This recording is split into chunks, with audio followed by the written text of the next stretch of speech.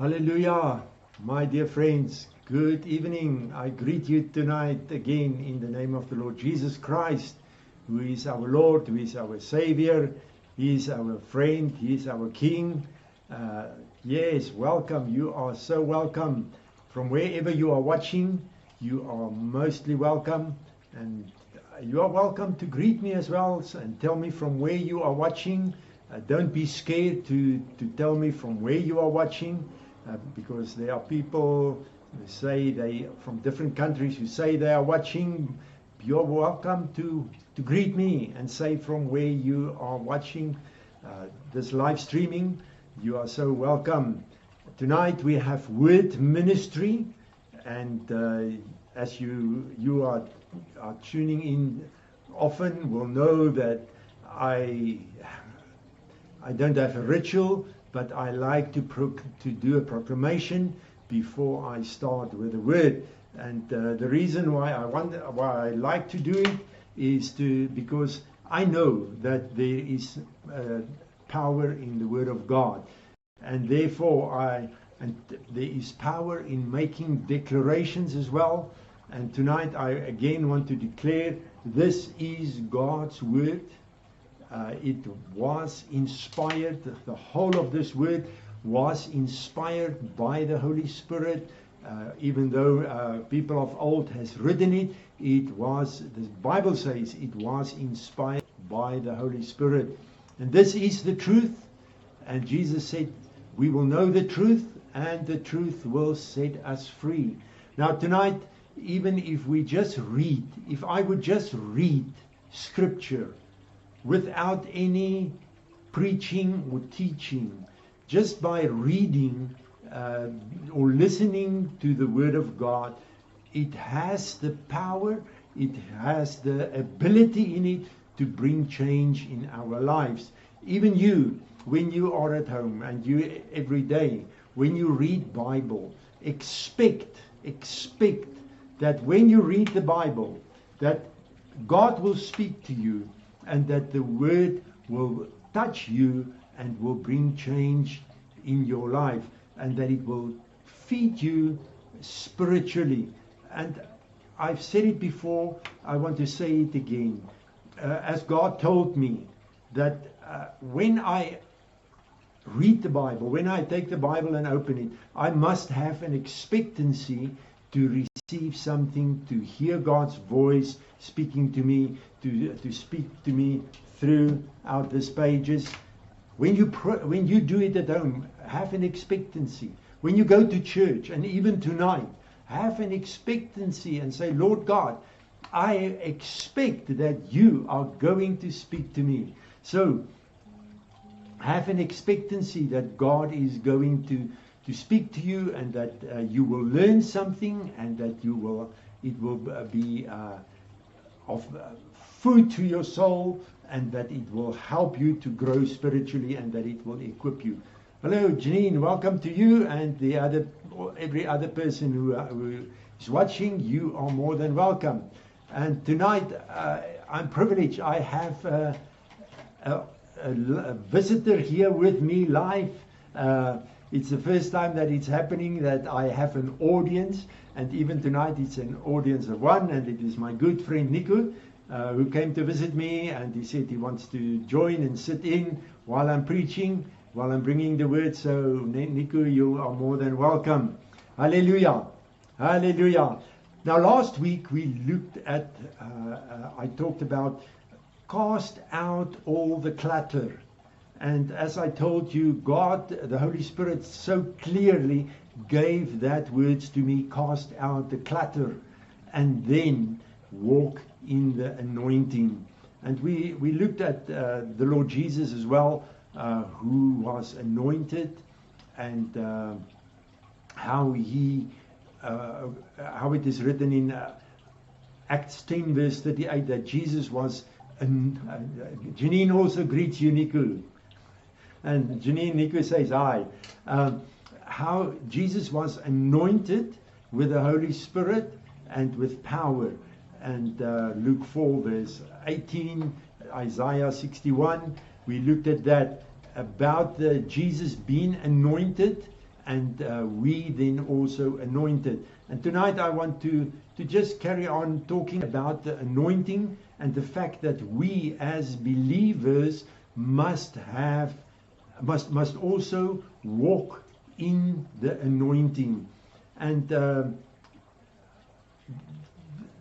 I can't remember if it was early in the morning or if it was when I was driving and praying in the Spirit, but I felt God said to me that if a person says he or she has the Holy Spirit, is baptized with the Holy Spirit and has the anointing, as we will hear tonight, and there's no power and no works, then that person must realize there is something wrong. Because when we look at God's Word, the anointing of the Holy Spirit, being baptized with the Holy Spirit, having the anointing, walking in the anointing, that means we must have power. We must experience it in our lives, and we must show forth, and out of our lives must come the power and the anointing of the Holy Spirit. Okay, we know that Jesus said in Acts 1 verse 5, he said to the disciples, very soon you will be baptized with the Holy Spirit.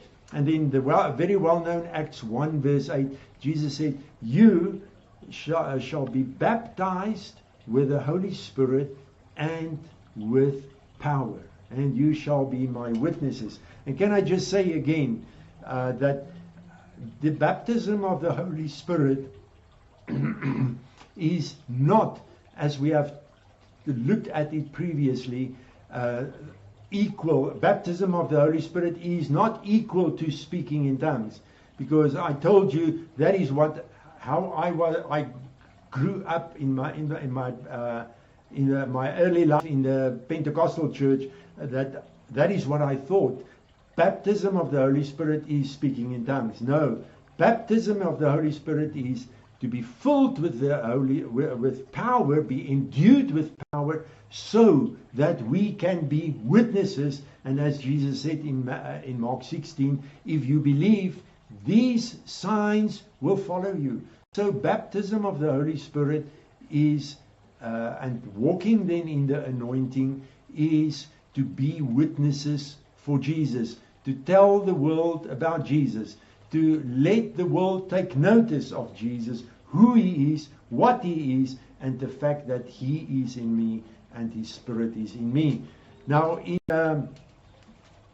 2 Corinthians 1 verse 21 and verse 22, we read the following: but it is God who confirms and makes us steadfast and establishes us. Let's just stop there. It is God who makes us steadfast. My friend, if you are a believer and you have the Holy Spirit in you, and we'll read the rest of the verse, but it just stood out now for me. God, he is making us steadfast, to stand firm, that we will not be like a ship without a sail, and going forth with wind, with a storm winds, going from the one side to the other. But God is making us steadfast with the Holy Spirit in us. Let us read it again. But it is God who confirms and makes us steadfast and establishes us with you in Christ. And listen to the following: and has consecrated and anointed us. Remember, we read in Acts 10 verse 38 that God anointed Jesus with the Holy Spirit and with power. And here Paul says that God has consecrated and anointed us.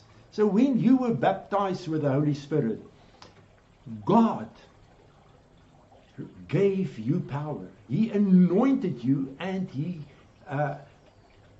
in the same way, exactly the same way as Jesus when he was baptized in the river Jordan and the Holy Spirit came upon him. That is where God anointed Jesus with the Holy Spirit and power. So in exactly the same way that God anointed Jesus with the Holy Spirit and power, exactly this in the same way, you and I are anointed with the Holy Spirit and with power. That is why you will remember I said previously that the Holy Spirit that we have and the baptism of the Holy Spirit, it is the very, very same Holy Spirit that came upon Jesus, that came upon Peter and Paul and all the other disciples. It is not a copy, it is not a clone, but it is the very, very same Holy Spirit. So here Paul says, it is God who has consecrated and anointed us with the Holy Spirit. And in brackets it is written, enduing us with the gifts of the Holy Spirit. Verse 22, he has also appropriated and acknowledged us by putting his seal upon us and giving us his Holy Spirit in our hearts as a security deposit and guarantee of the fulfillment of his promise. So my friends, people many times think Jesus was anointed in another way than us. Yes, I agree with you. Jesus was called to die for our sins. That is something else. You and I don't have to die for our own sins. We don't have to pay for our own sins. We don't have to pay for other people's sins.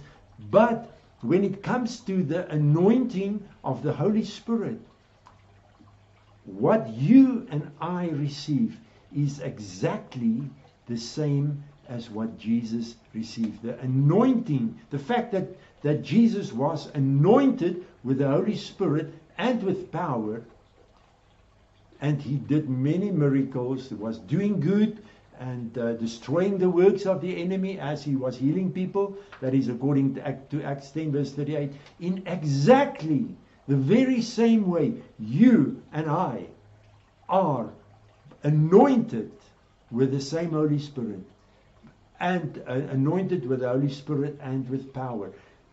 That is why Jesus could say in John 14 verse 12, the works that I am doing, you will do it as well, and even greater things will you do. So therefore, my friends, I want you to realize, I really want you to realize with me tonight that if you are baptized with the Holy Spirit, you are anointed in exactly the same way as Jesus. And remember, we have looked at it in the past, we have talked about it. Romans 8 verse 29, it is written that before the foundation of the earth, God already predestined us so that we will be transformed into the image of the Lord Jesus. In other words, that we will look more and more like Jesus. And when we say that we must look more and more like Jesus, that means that we will be doing the same things as Jesus, as he has said. Hello, Elsa, welcome to you. Welcome. That I'm glad that you could also join. Hallelujah. And all the other people who has already joined in, you are mostly welcome. Hallelujah. And I want to say it again to you. This anointing, you and I, we all have received it completely for free. We did not pay for it, we did not work for it, but it is free. And in Galatians 3, Paul was talking to the Galatians, to the Galatian church, and he actually said to them, they are silly, they are poor, they are silly, they are thoughtless, unreflecting and senseless, because it is here about the Holy Spirit and and then Paul said to ask them in verse 2, let me ask you this one question. Did you receive the Holy Spirit as the result of obeying the law and doing its works? Or was it by hearing the message of the gospel and believing it? Was it from observing a law of rituals or from a message of faith? So my friends, I want you to realize that the Holy Spirit, the baptism of the Holy Spirit, the anointing, it is given to you as a gift. No matter what you have, what life you had in your past. There are many people who think because of a bad life that they had, they've done such a lot of bad things, and then they think they are disqualified. And there are people who even try to, by doing the works, doing this, praying more, reading the Bible more, they will obtain the Holy Spirit, or this or that, or swear less, lie less, and so on. But the Holy Spirit, the gift of the Holy Spirit, the anointing is free. We have not paid for it. Verse 5 says, then does he who supplies you with the marvelous Holy Spirit and works powerfully and miraculously among you, do so on the grounds of your doing what the Lord demands, or because of your believing in and adhering to and trusting in and relying on the message that you heard? So, you and I, the anointing of the Holy Spirit, the baptism of the Holy Spirit, it's completely free. It's completely free. You don't have to work for it. If you are a believer, you qualify, if we can say it like that. You qualify for to be anointed. So again, I want to say to you, you who think, and I just feel it very strongly in my spirit, that there are people thinking they are not good enough. They are, in their minds, they have this reasoning, these thoughts going around. The anointing is for highly other holy people, maybe for the pastor, maybe for the leaders, and for a few other chosen ones. No, the anointing is for you. The baptism of the Holy Spirit is for you. No matter who you are, no matter what happened in your past. Remember, when 2 Corinthians 5 verse 17 says, when you are in Christ, you are a new being. All the old things have passed away.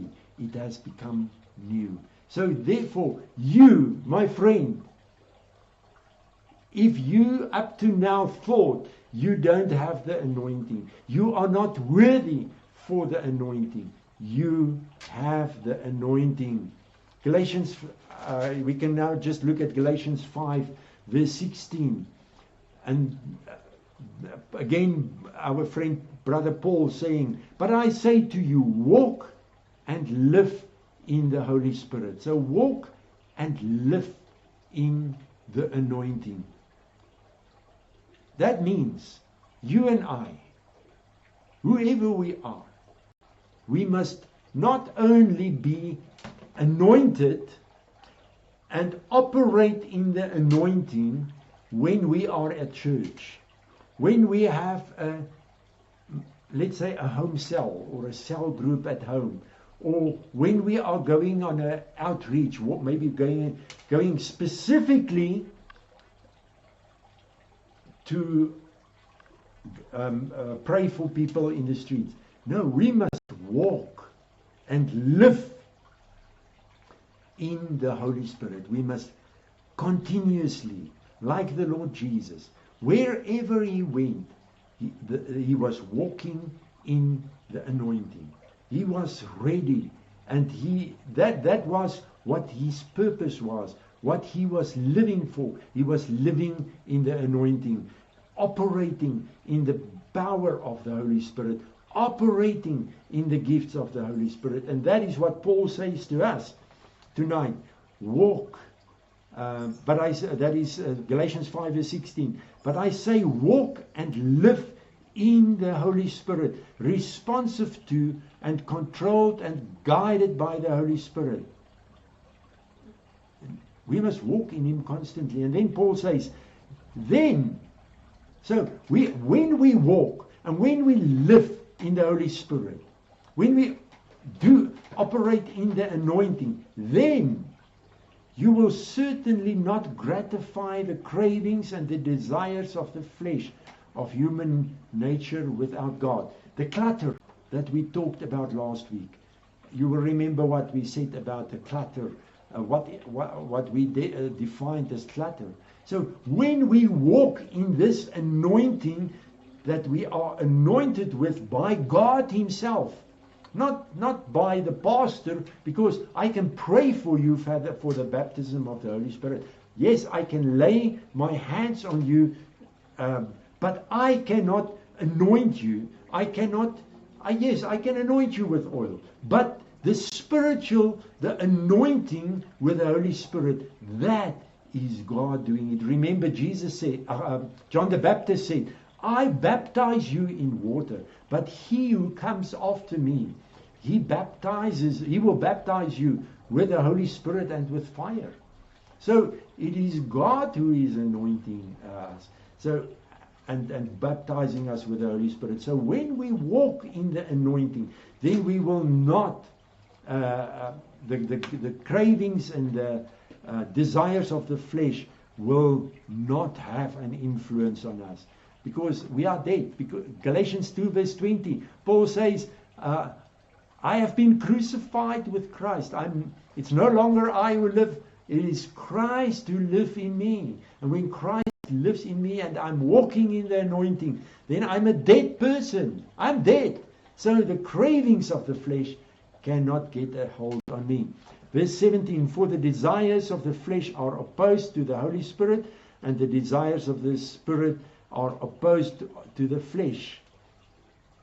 For these are antagonistic to each other, so that you are not free but are prevented from doing what you desire to do. The clutter, you see, the clutter in our lives, the clutter in a house is preventing you to live optimally in that house. So the desires of the flesh is preventing us to walk in the Spirit.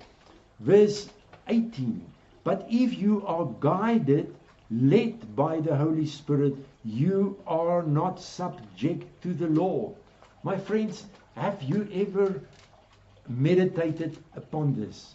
What does it mean if you are guided by the Holy Spirit? And I want to say for tonight's teaching, if you are walking in the Spirit, if you are living in the Holy Spirit, if your life is a life full with the anointing. What does that mean? This verse. You are not subject to the law.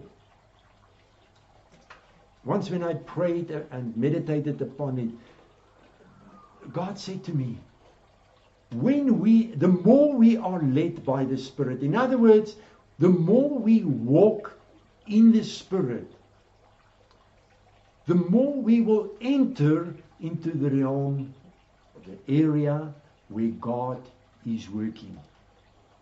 Now, where God is working, I want you to realize we are here, and where God is working, and let me first say, here where we are in the flesh, and with our many times, even though we are children of God, and many times even though we are baptized with the Holy Spirit, we are walking and thinking and living in a box with limitations.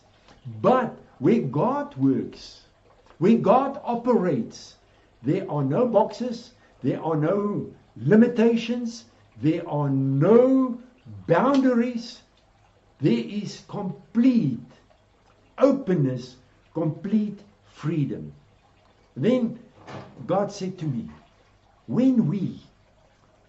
the more we walk in the Spirit, the more we are led by the Holy Spirit, the more we will enter into the area where God is, where there are no laws, where there are no limitations. It is like this room. If we take this room where we are sitting now, let's say it didn't have a roof.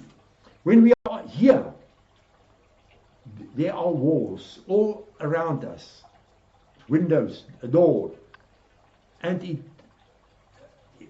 there's boundaries. But where God operates, when we would go up above the roof, where there's no walls, there's no limitations.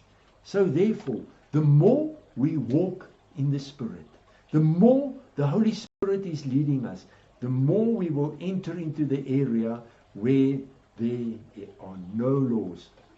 No laws made by Moses. No laws made by the church. And so on. And even then, when we come in as we walk in the anointing, where Jesus walked and where Jesus operated,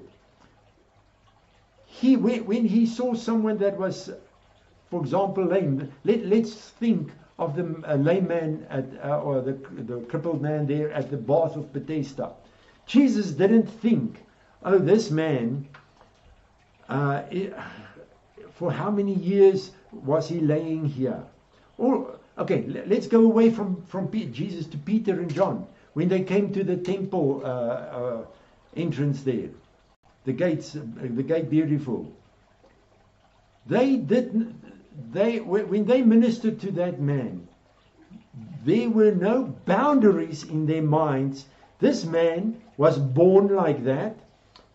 His muscles, his legs, his bones, his joints, his sinews never ever worked. From his mother's womb he was lame.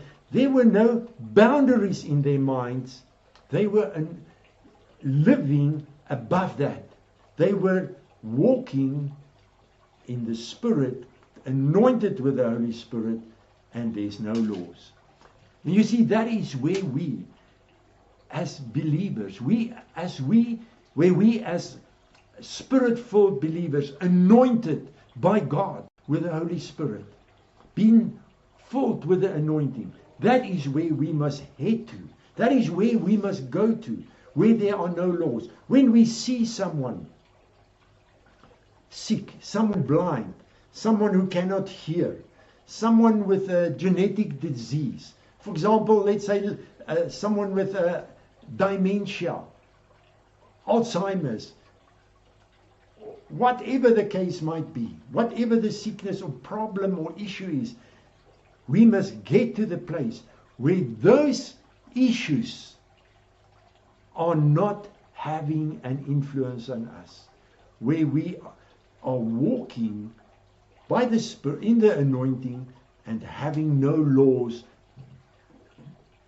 binding us, preventing us to flow in the Spirit. Janine says John 6 verse 63, and that is what Jesus said. The Spirit, where the Spirit is is freedom. Where the Spirit moves, there's freedom, and we will go to 2 Corinthians 3 as well. But let me just quickly. The Spirit is life, and okay, let me just come to the correct wording. John 6 verse 63. It is the Spirit who gives life. Yes, convey no benefit. It is the Spirit who gives life. The words that I have been speaking to you are spirit and life. Thank you, Janine. But my friends, I want you to realize that we must have it in mind. When we walk in the Spirit, there is no law. We Jesus fulfilled the law. And in my other Bible, not in this Bible, I have written it concerning there is no law. That means that is we will be able, the natural physical laws, we will be able to, as I've told you about John G. Lake, who was in South Africa, and when they asked him to pray for a person in the UK, he flew by air, in space. He went by space, by the Spirit, through space to England or UK, and he prayed there for that person, came back.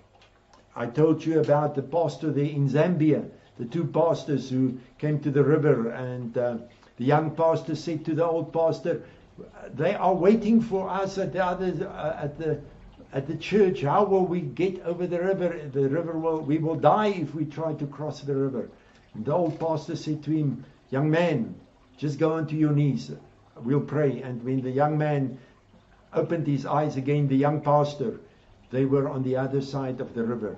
There are so many testimonies where natural law, the law of gravity and so on, when people walked in the anointing, that those things did not have an effect in it. So I believe we will even be able to do the same.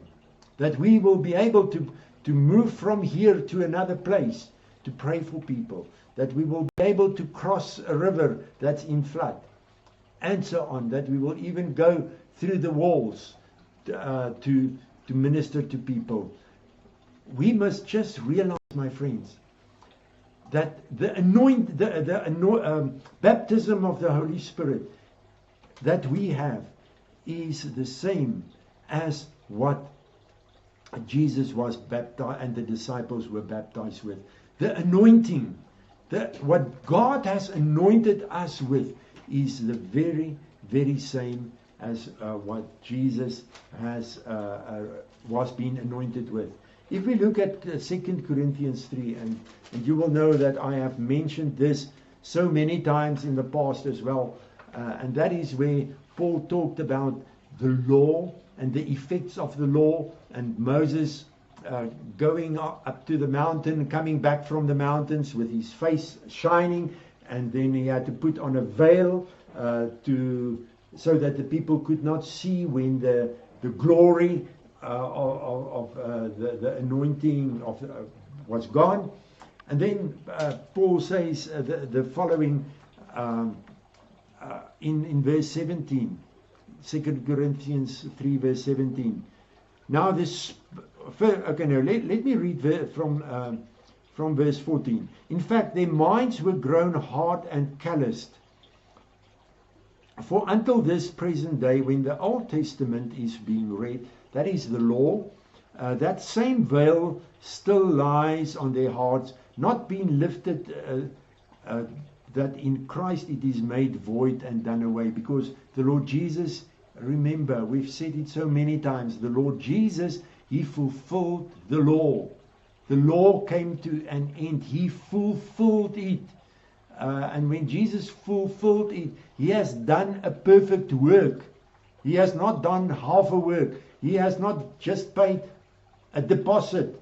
And now, through the ages, we must also do payoffs. No, He paid it in full. He fulfilled the law. You and I are wasting time, if I can say it like that, if we try to fulfill the law. It has been fulfilled.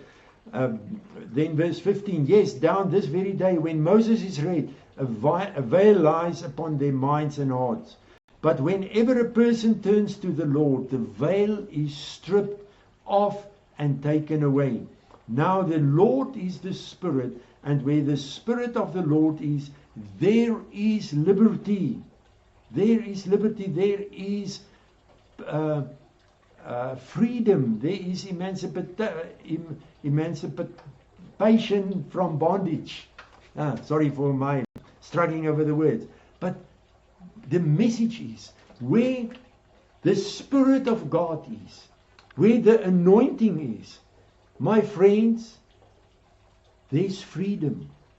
There's no law. What I've said to you. And in Luke 4, and you will also find it in Isaiah 61, but in Luke 4, where Jesus read from the scroll of Isaiah, he said the following, and just listen to it, and you will see how what Jesus said and what Paul said is coming together.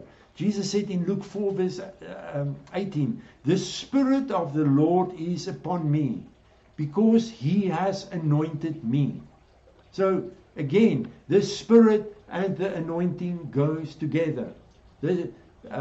So if you have the Spirit, then you are supposed to be anointed. And Jesus said, the Spirit of the Lord is upon me, because He has anointed me to preach the good news to the poor.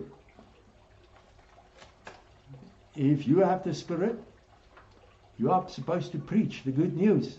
And remember, I said to you, that does not necessarily mean that you must go and stand on a pulpit or on the street corner and now you must preach a sermon.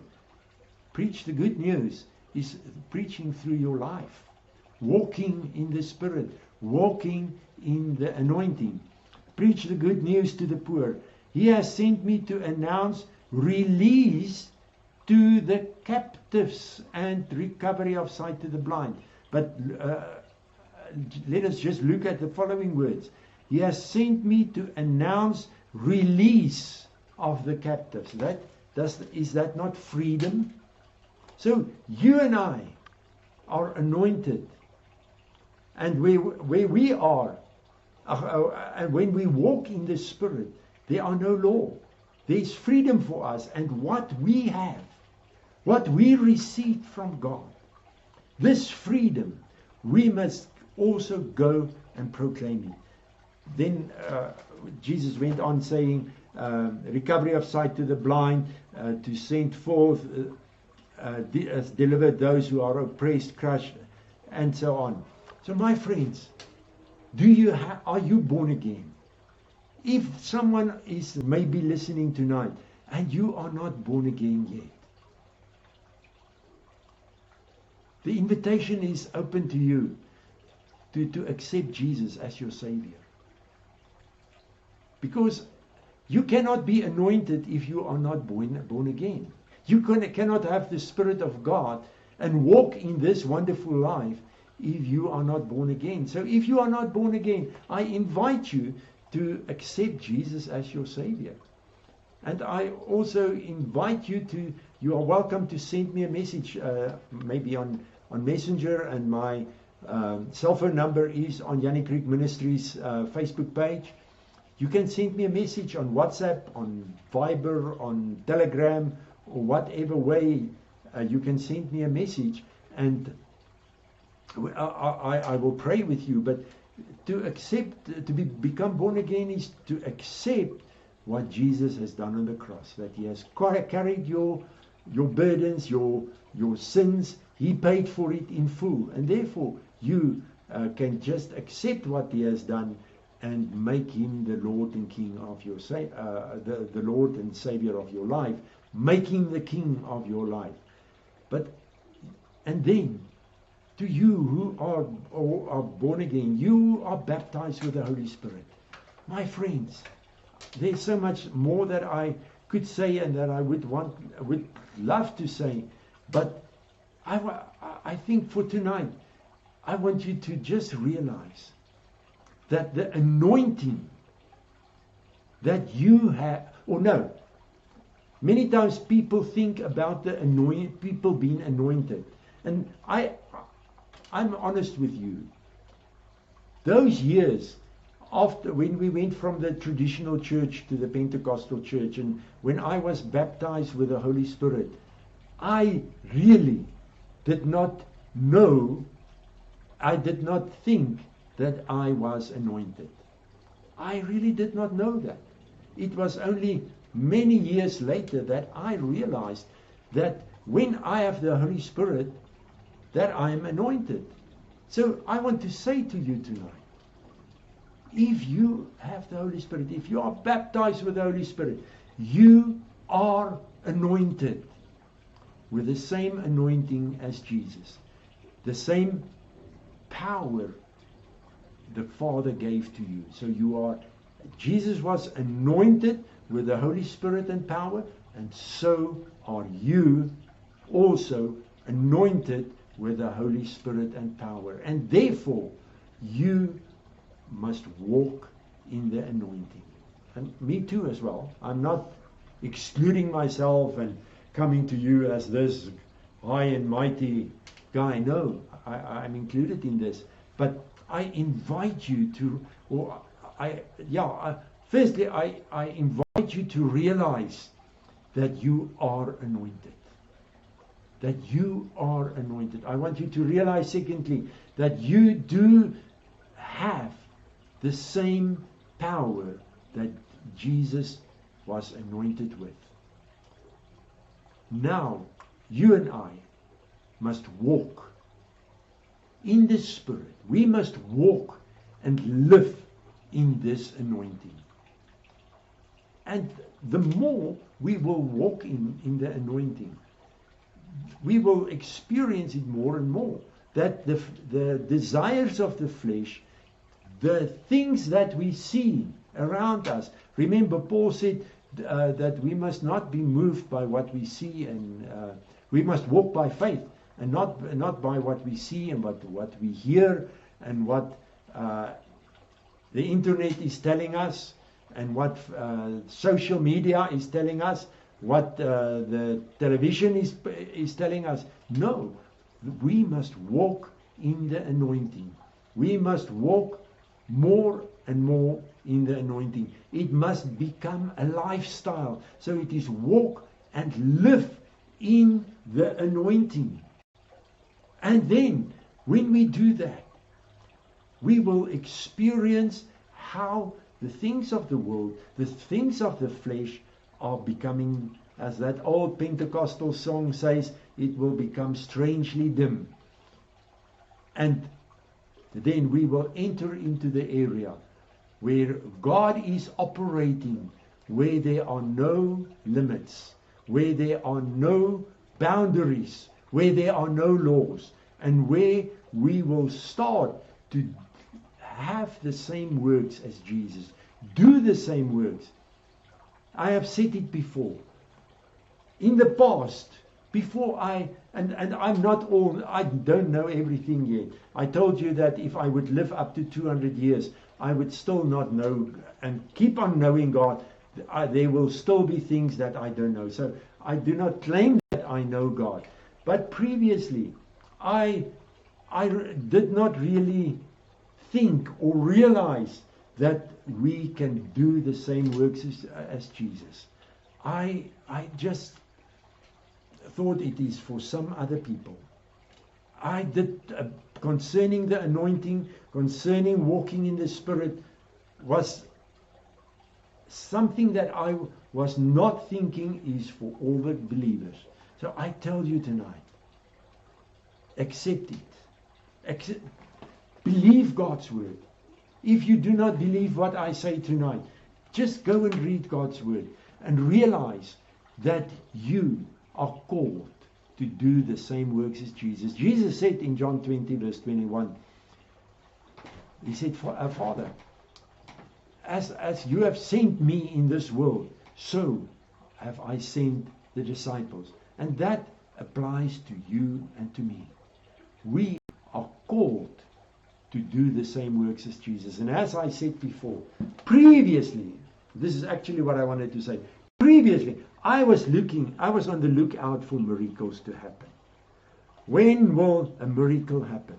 But Jesus said in Mark 16, when we believe, and then the signs, the wonders and the miracles will follow us.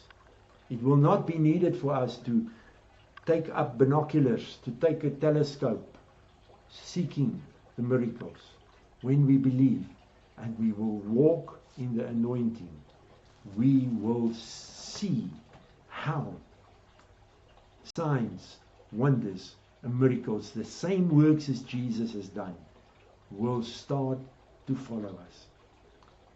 And again, I want to say, when this happens, when the church, and remember the church is not the church building, I am church, Nico is church, you are church, we are church. When the church worldwide start to walk in the anointing and live in the anointing, and the signs, the wonders and the miracles are starting to happen following us, revival will then have started.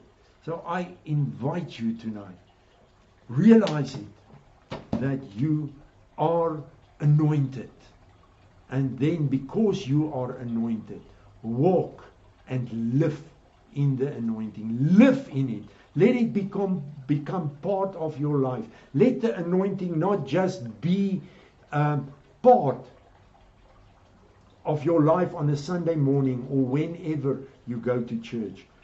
No, let the anointing be part of your daily living. Walk in it, live in it, in the name of the Lord Jesus Christ. So Father, I just thank you that you have honored us and that you have chosen us to be anointed as well. And thank you that you are such a fair and such a gracious and a wonderful God, that you anoint us with the same anointing and the same Holy Spirit as Jesus was anointed. Lord God, thank you that we can share in this, that this is also part of our inheritance and that we can walk in it. I thank you for that, Father. And I pray for my friends who are watching. Lord God, I pray that each one of us, and I include myself in it, that we will walk more and live more and more in this anointing. That the anointing will just become part of our daily life. In the name of Jesus, I pray. I just pray that at this moment you will pour out just a new touch, a new anointing for each one on each one of my friends. In the name of Jesus. Hallelujah. My friends, Tuesday evening we will have prayer ministry again. And as I have announced, we will have communion again because it is the first Tuesday of the month. So we will have communion, and as the Holy Spirit led us past Tuesday, invite the people that you know who are sick. Invite them to take part. Invite them to tune in onto the live streaming event Tuesday evening on Yannick Creek Ministries Facebook page. Let them have their grape juice and a cracker, or wine and a cracker. And if they don't have wine or grape juice, use tea, whatever. But I trust that when we the prayer ministry will start at 7 p.m. But communion, the Lord's Supper, we will have that at 7:30. I believe that people will get healed in their own homes by using the communion. And just lastly, the communion may be used in our houses. It is not, as someone said to me, in their church, the people are not allowed to use communion on their own. And it must only happen in church. In these days, no, people, I invite you to take part. Just that Janine's favorite verse, and also my verse as well that I like, John 2 verse 27. Janine says there, okay, no. But as for you, the anointing, I've got that verse also somewhere on my verses there. But verse 27, but as for you, the anointing which you have received from him abides in you. So then you have no need that anyone should instruct you. But just as his anointing teaches you concerning everything and is true and is no falsehood, so you must abide in him. rooted in Him, knit to Him, just as His anointing has taught you to do. Amen. Thank you, Janine. Thank you for preaching with me again. Hallelujah. And then just the other verse as well, and that I want to end off with, and I know that is also one of Janine's verses, and that is, as He is, so are we in this world. And we can be in this world, be the same as Jesus, because of the anointing. Hallelujah. So Tuesday evening, we will have prayer ministry, and next week, Sunday, we will have word ministry again. Thank you for watching. Janine, thank you once again for preaching with me. You other friends, you are welcome to preach with me. And Tuesday evening, you are welcome to pray with us, because it is not my story, it is our story. Hallelujah. Thank you, Lord God.